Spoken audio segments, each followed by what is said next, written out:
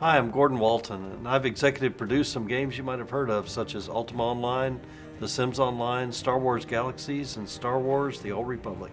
Hi, and I'm J. Todd Coleman. I'm the creative director of Shadowbane, Wizard 101, and Pirate 101. And we're the founders of Artcraft Entertainment. So our goal at Artcraft is to create a new type of online experience, something that hasn't been done before. I want to play something with the intensity of a season of Game of Thrones, only in a game setting. Yeah, exactly. Allies, enemies, alliances, betrayal, conquest. These are the components that we feel are lacking in today's online experiences. And we're going to change that. So Crowfall is a mix of a massively multiplayer online role-playing game and a strategy game. The problem is those are two very, very different genres. In an MMO, the expectation players have is that the world will be persistent, actually permanent. In a strategy game, the expectation is that the game is over when somebody wins. So imagine a family gets together once a year for a game of Risk. At the end of the night, they just throw a tablecloth over the board, they come back the next year, and they pick up the game from where they left off last year. The first year would actually be a hell of a lot of fun. Everybody would be in the game, jockeying for position, trying to figure out where their place was in the world. By year two, one person, let's say Uncle Bob, starts to pull ahead. A few people drop out, the other people are still kind of enjoying themselves, though it's pretty obvious that they're not going to win. By year three, Bob is clearly pulled ahead and everyone else is bored. In fact, the only one having fun at this point is Uncle Bob. Fast forward 10 years. Bob is now an unassailable tyrant, and anyone who even tries to challenge him is crushed instantly. Nobody's having fun, not even Uncle Bob.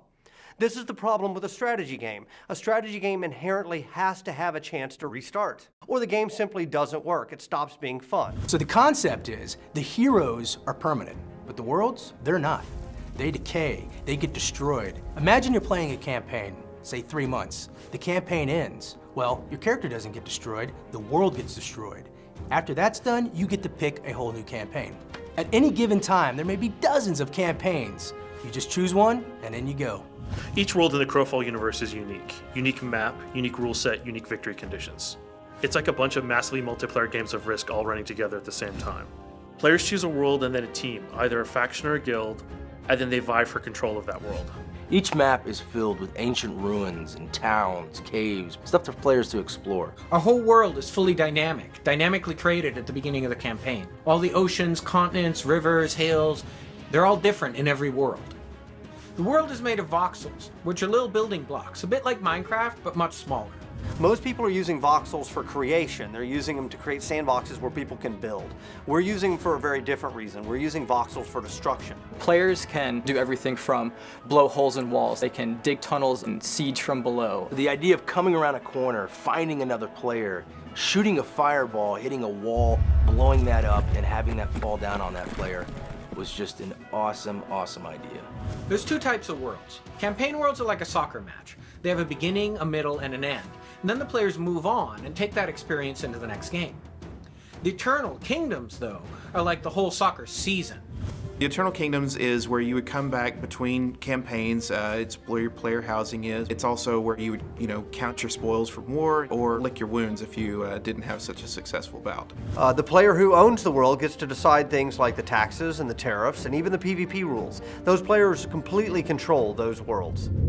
So in order to get here, originally we put in our own money. Like that was the thing that kicked this entire company off. Then we took a little external money. The real risk, though, at the beginning was, will this Kickstarter take or not, right? It's very much a you either make it or you don't, all or nothing kind of proposition. So the Kickstarter did make it. We raised $1.8 million, which is crazy. Awesomely great. We are the 15th biggest video game Kickstarter ever, and we're going to continue to crowdfund as we move forward. Yeah, so there's a couple of reasons for that. First of all, some people are just finding out about us today, and there's no reason for those people not to be able to join our community. The bigger and more obvious reason is that money really helps. I mean, it helps us reinvest into the game, make the game stronger, bring in additional hires.